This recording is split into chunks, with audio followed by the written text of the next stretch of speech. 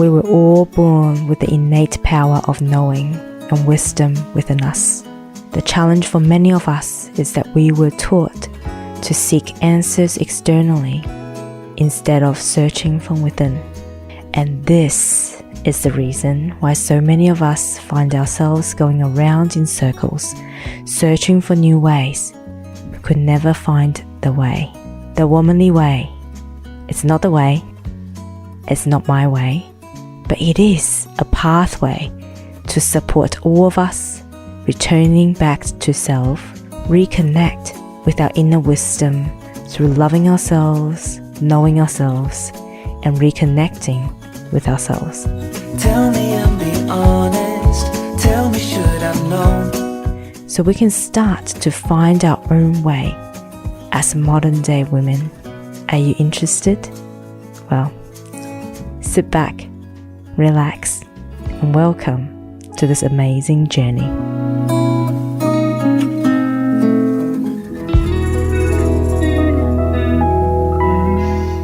Hello. Welcome to this episode of the Womanly Way podcast. I am your host, Lala Angela Wang. Oh, God, I hope you're all well. I really have to say, this past week has felt really heavy.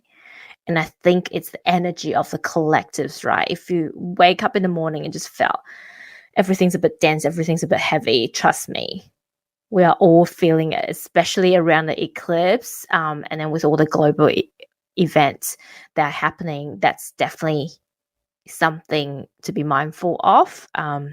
Especially if you are a sensitive soul like me, it's likely you will be having or feeling the heaviness that are around us lately.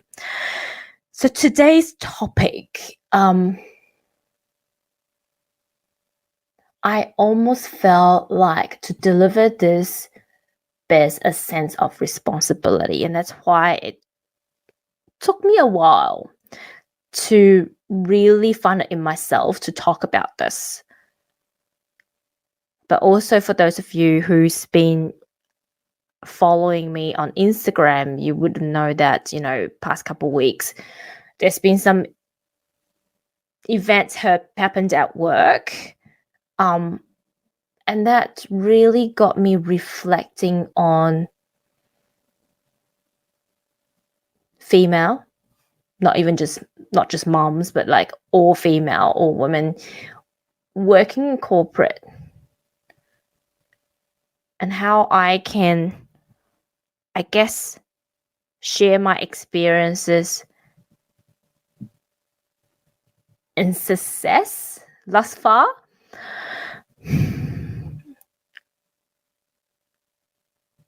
Not from a sense to say, hey, look, how amazing I am, but really as what I see now,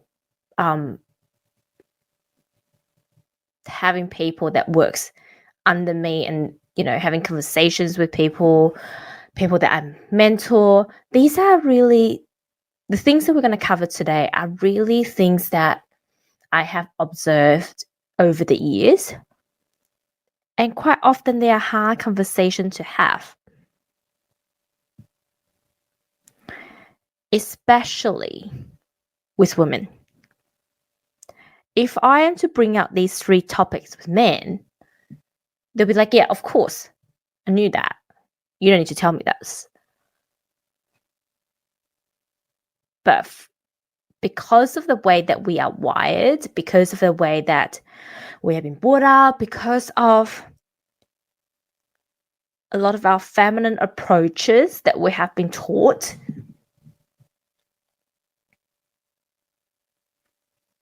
it's harder for us female to do this. Right, you may be thinking right now, Lala, are you saying we're not cut out for it? No. I'm not even saying that corporate's not made for women.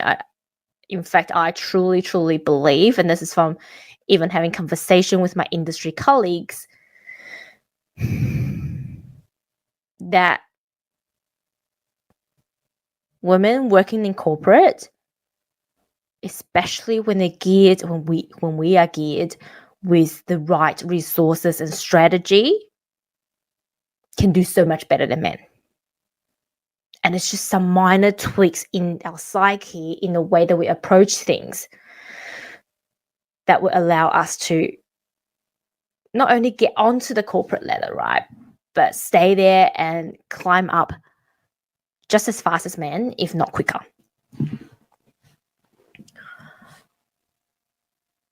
Like, some people look at me and go, you're lucky to be at the position that you are at 40. But for me, it's like, well, no. If you look at a lot of the people around me, a lot of them are younger, right? At least where I work, there are so many more men that are in a similar position or better, and they're heaps younger than me. A lot of females, especially mums, come to me and go, well, you've done well. Yes, but there are also sacrifices that I have to make, right? There are decisions that I had to make that allowed me to build a career. And I think really the first thing that you need to ask yourself is climbing up the corporate ladder really something for you? Or are you just happy to have a job that you're happy with?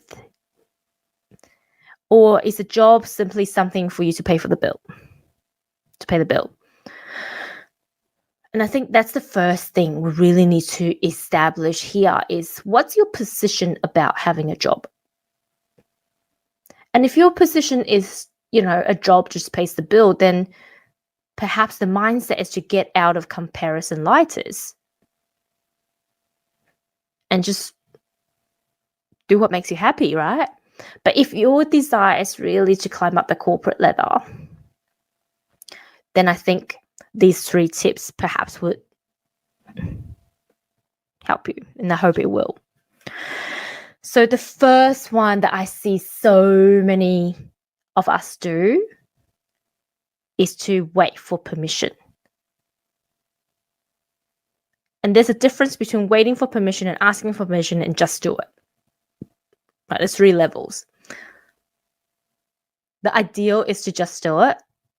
I love this quote that I have heard a few mentors mentioned over the years, is that leadership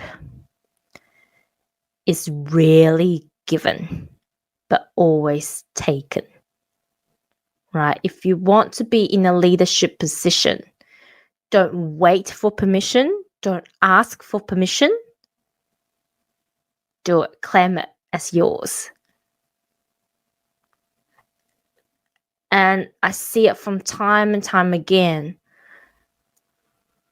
that as women, we'll just sit around and expect that the promotion will happen, the pay rise will happen, the position that we want will happen, and it hasn't, and then we feel disappointed. And it's not just the big stuff at work. Sometimes it's the little stuff. It's like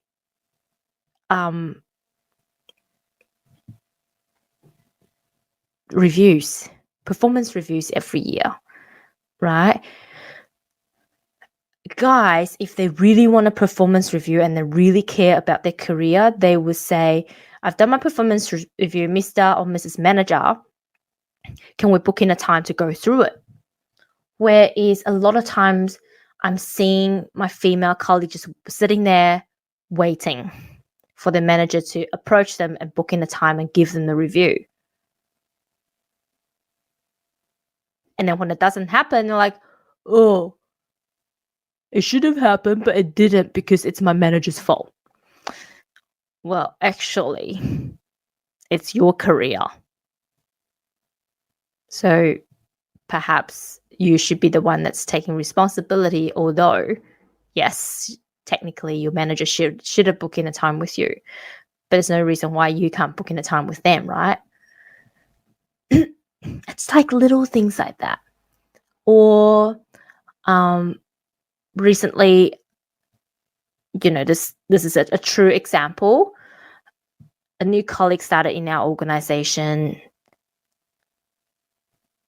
and the handover process took a bit longer because she's been sick and working from home, and I'm helping her out easing into the process. She still asks me questions, and she would come to me for once a week and go, can we sit down and go through some of the questions I've got? Yes, sure. And one day she asked me, she's like,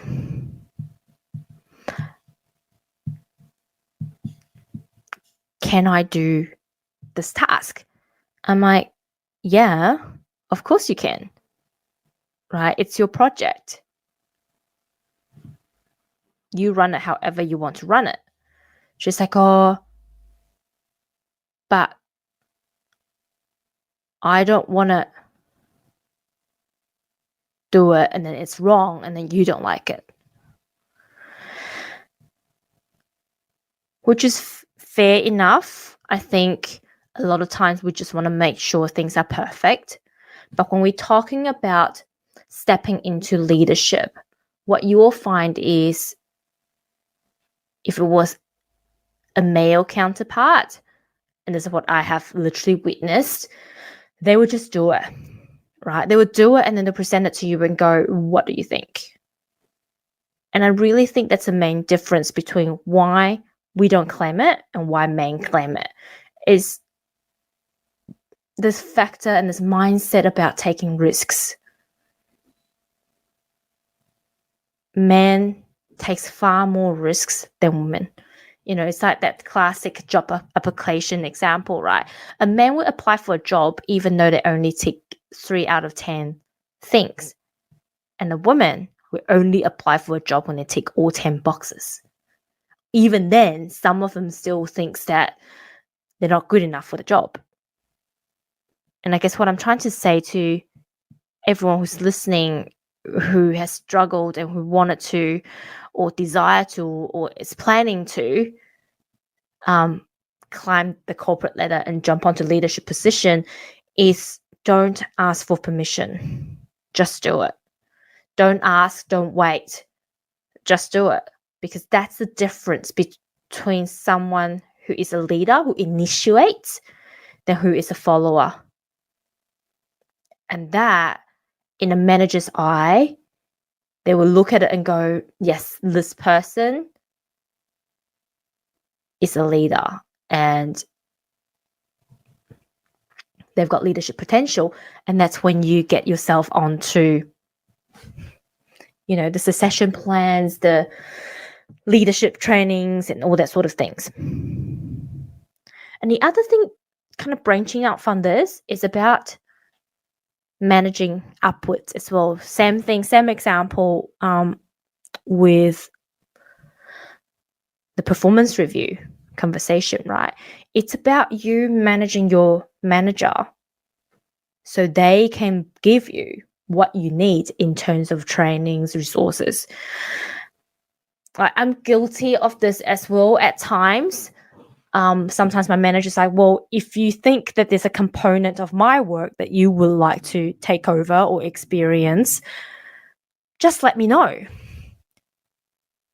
But sometimes I'm still kind of like, am I going to be stepping into someone's toes? Am I going to be like, seem as I'm too ambitious? All those things, even though I've got permission already, right? So guilty. But what I have learned is that sometimes our sensitivity is actually our greatest gift. The way that I do it, probably, it's not ideal maybe for some people, but for me, it really helped me, is that the gift of observation. Like, observe the gaps, right? Observe the gaps that are within your organization. And if that fits the career path that you wish to take or the role that you wish to elevate to, take that gap. Like, do whatever you can do to fill that gap, fulfill that missing component and deliver it. That has helped me really well because I don't then have to ask and say, can I do this? Right? I don't then have to go to my manager and go, oh, do you mind if I take this component of your work off you? There's a gap. I'm filling in the gap. No one else is doing it. So then I don't have to ask the person who's currently doing that role for permission. And that showed that you can initiate, you can problem solve, and that you can do it on your own. You can do it autonomously. And to any managers, any boss that's sort of like, that's a good boss, they will see it. All right, so the next one is, again, I think more, of the feminine energy and sometimes our sensitivity can become our weakness, I guess. Everything has got a spectrum. And I believe we can have sensitivity, we can have a personal approach at work. But sometimes, if it tips too much over to one end, it could be detrimenting to our career. And this is one of those that I hesitated in when I was preparing for this podcast, because I know that some people are going to take it personally. So tip number 2 is don't take things personally.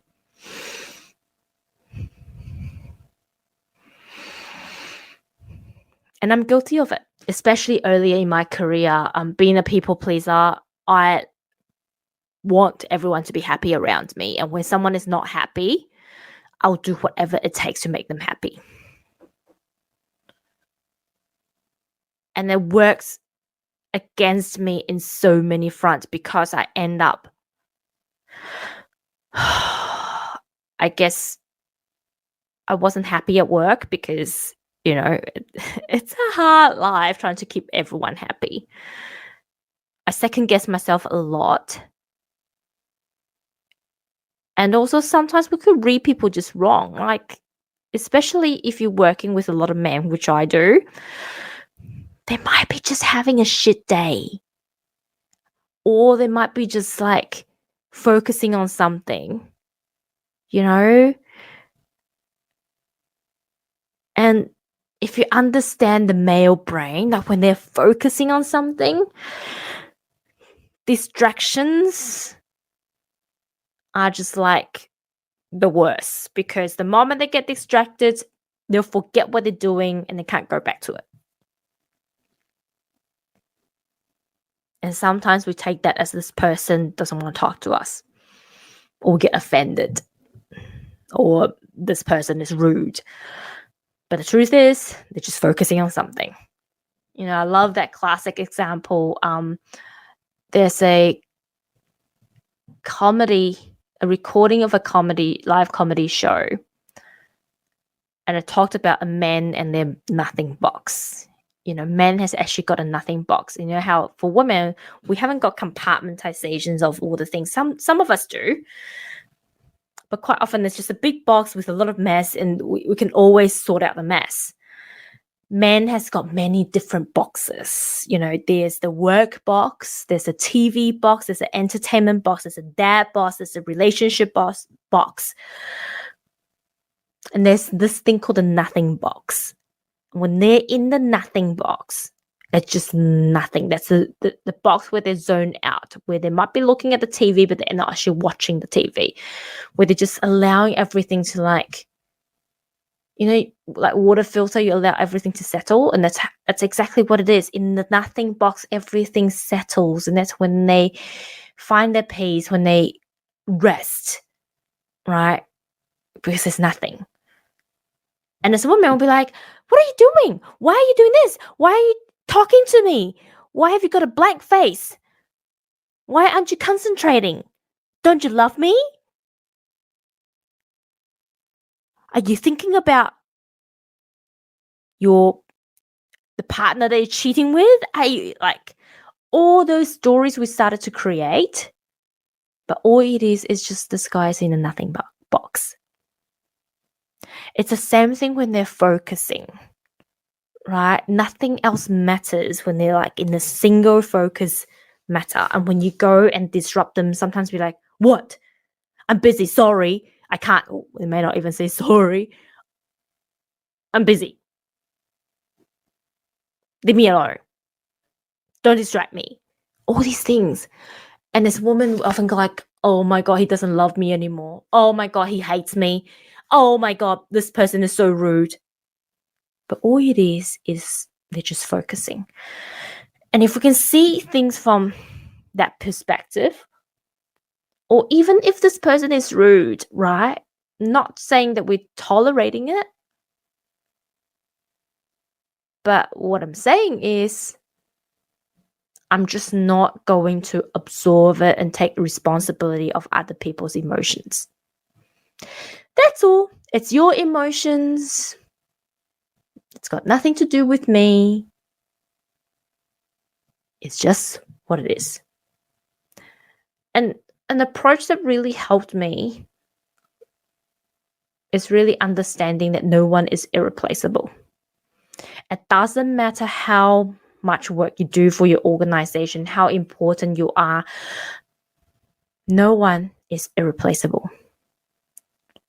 And so therefore, really, there's no need to be so invested personally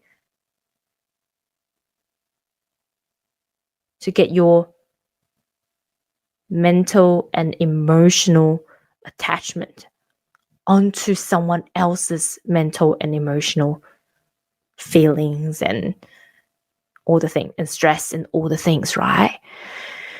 Don't take on what's not yours and don't take on the emotions and feelings of others because that's quite frankly not part of the job. The job is to do the job.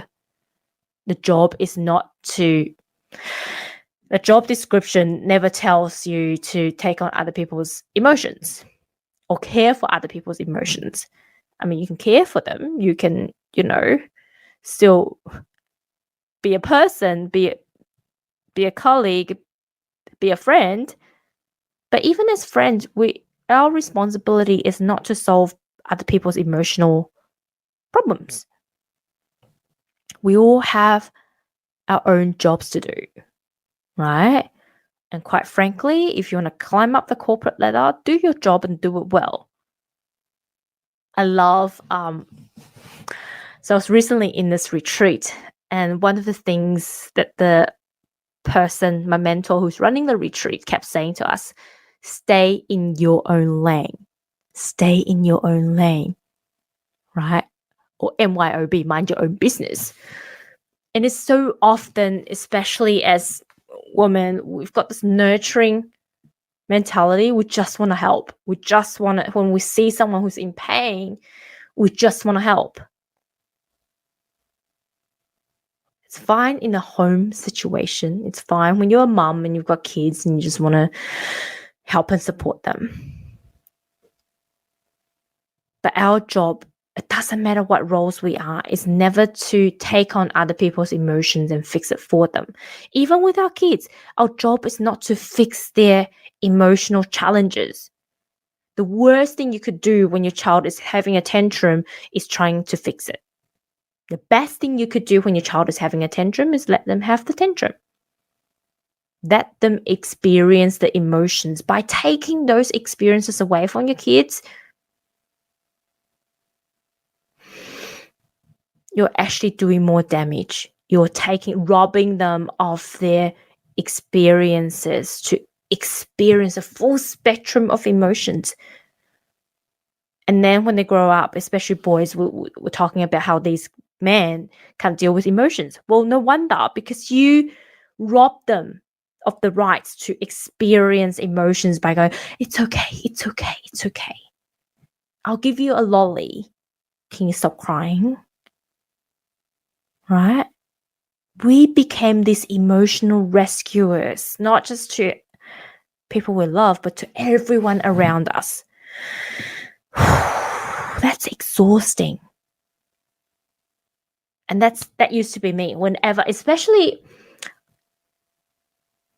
those of us who's got fatherly wounds. If your dad wasn't very involved and, growing up, I've always want to please my dad because it's so hard to get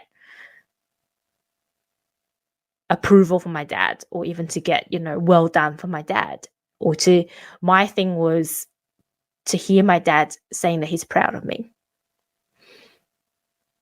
And I would do anything, whatever it takes for my dad to say that.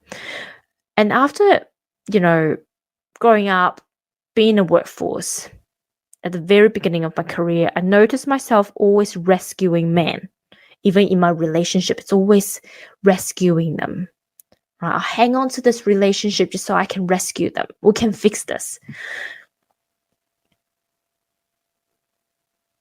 And that took its toll. It took so much out of me to the point that my tank was almost always empty.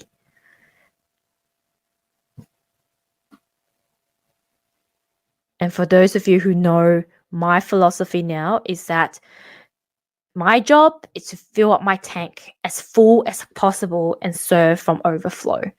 Same thing when I'm at work. I no longer go and rescue people, which also means I no longer take things personally. I stay in my own lane, making sure that I do my job well. And if someone's having a tantrum, if someone's having a bad day, yes, we'll be there to hold them. And there's a difference between holding someone's emotion, allowing them to go, oh, right, to fixing things. Because what you will end up doing is you will feel so drained emotionally, more than anything, and then you don't have the energy to do what you're meant to do. Imagine if you reserve and preserve all the energy and focusing on building your own career, focusing on identifying the missing gap for your next role, focusing on managing upwards, focusing on finding places that you can step up and demonstrate that you've got leadership potential. How much more would you be able to get out of your job, your career, with all these energy that you now have? Right? You've always had them. You just didn't put them in the right. You didn't utilize them in the right places. So finally, thirdly, that I am starting to see the real benefit of this, because I spent the past 10 years really, probably not actually, I wouldn't say the past 10 years, probably more the past 6 years is when I really doubled down on making sure that besides doing my job, I am building a recognizable brand that is uniquely me, that is authentic, and that is genuine. I know personal branding has been such an overused phrase, especially in the last little while. But it really is important when it's done right. It's not about what you wear. It is about what you wear, but it's not about looking like everyone else, right? But it's also not about creating this artificial persona of who you think other people want you to be. And I made a really conscious decision when I decided to really build a brand, especially after I've niched into aged care and retirement living. I really focused on what makes me happy, what gives me joy, who am I really, and really made it my job. Talking about staying in your own lane, right? I really made it my job to understand who I am. And I made it my business to understand myself more than anyone else. I became the expert of me. A lot of people often say to me, you don't wear like pants all the time. You don't wear business shirts. You're far removed from a business person. And I'm like, yeah, that's okay. I work in the construction industry. I don't like to wear shirts because that means I wear the shirts that I do wear. I don't have to iron them, and they're very durable. They're very comfortable, and that's what I like because I don't have the time to iron all of my shirts. And that's just reality. That's not me. Right? I've created a brand that really reflects what the womanly way is, even when I'm in the corporate environment. Yes, I still wear jeans when I have to get on site. Right, but that is okay. I am still feminine in my jeans, right? And I know the languages that I use, they are me. I swear. Right? I am kind to people most of the times, but when I need to get shit done, there's another side of me that's really direct, that's time and task focused. And that is me. It took me a while, and this is going back to number 2, but don't take it personally. I used to really care about how I'm not everyone's cup of tea. And I'll make sure that I am everyone's cup of tea. And then I end up not being a cup of tea. It became a glass of water, very bland. And so when I made the decision that I was going to build my personal brand and stand it out in this very niched market, I was like, you know what? This directness, this bluntness, this time and task focused me, that's me. And I think that's part of a reason why I've been successful, because of that. And to take it away, I just become the same as the person next to me, perhaps. So really, building a personal brand is not about, to me anyway, it's not about creating a different persona to who you really are, or creating a you that's, for your job and not who you are on the weekends. Creating a personal brand meaning really understand what is my truest essence. What am I here to do? Who am I? What are my strengths? What are my weaknesses? And build on that. Because that's when you can be truly authentic, truly unique, and truly be in your power. And this is the truth. People are not dumb. We're not stupid. When you're not being authentic, when you're not really who you are, let's say Monday to Friday, you're a different person to the Saturday and Sunday you. People sense it. People feel it. They know it. And that's why I don't believe in fake it till you make it. Like, just be you, and tweak it along the way. But when you fake it, everybody knows that you're faking it. So you might as well just be you. Don't fake it. It's so much easier and so much more comfortable. Yes, we may have to tweak it. We may have to learn our lessons every now and then.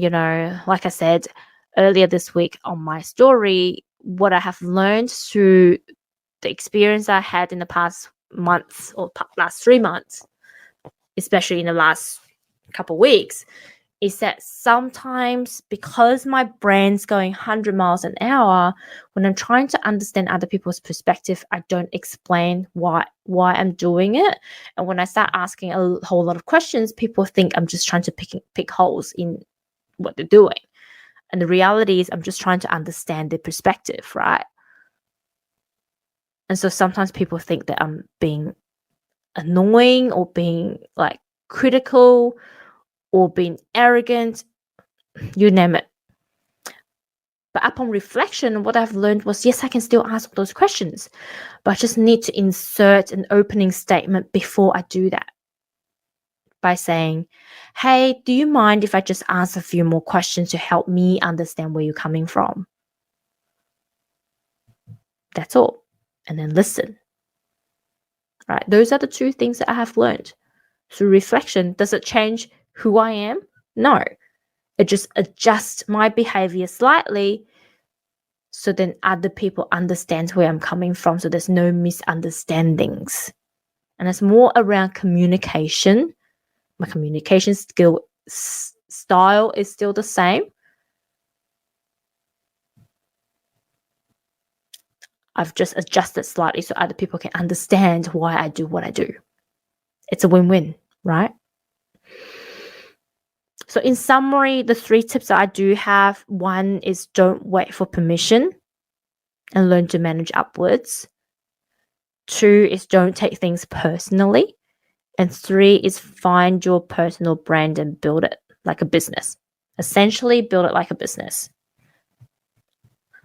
And attached to that, actually, just to add on, I think everybody should learn business skills, and then really run your personal brand as a business, because 1, it helps you understand where the business owners are coming from.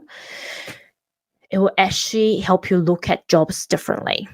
It will help you process and solve problems differently, because instead of an employee, you now have this employer mindset. It really opens up new perspectives. So if you really want to develop your career and become a leader, go and take a business course, or even starting your own business. I've learned so much just through starting my own business. I have a different appreciation and understanding. When my manager and the owner of the business makes a certain decision, I'm like, yeah, of course you would do it. I would do it too if I am you, right? And then also, this is now becoming, I guess, 5 pieces of tips. The last one is really make sure that you find yourself mentors and coaches that could help you as well. I have been investing in mentors and coaches since the beginning of my career, and every single one of them, it doesn't matter, whether it's paid or free, I make sure I utilize every bit of it to my advantage, to the way that it will support me. And some of them cost a lot, some of them cost very little. Like I said, some of them are free, but the value that I got out of every single one of those exchanges are invaluable. Sometimes just having someone who's outside of your direct circle to look at the way that you do things and offer advice, sometimes that's all we need, right? But that is just, it's so invaluable. And I really truly believe, out of all of my investments in my career, having mentors is probably the best investment decision that I have made. So that's us for today. I hope you enjoy the content. If you do, please like, subscribe, and share my podcast. I would greatly appreciate it. Also, I've got a few really awesome and exciting initiatives that are coming in later on this month. So just keep your eye on, keep listening to our episodes for some really exciting giveaways and prizes and things that are coming up for the main 444 Media launch next month. Love you all so, so, so much. Thank you for all of your support. And I look forward to our next episode. Bye. I hope you enjoyed this episode of The Womanly Way. Don't forget to like, subscribe, and share this podcast if you feel aligned to do so. Or check out our post-show discussions on my Instagram page @The Womanly Way. See you next time.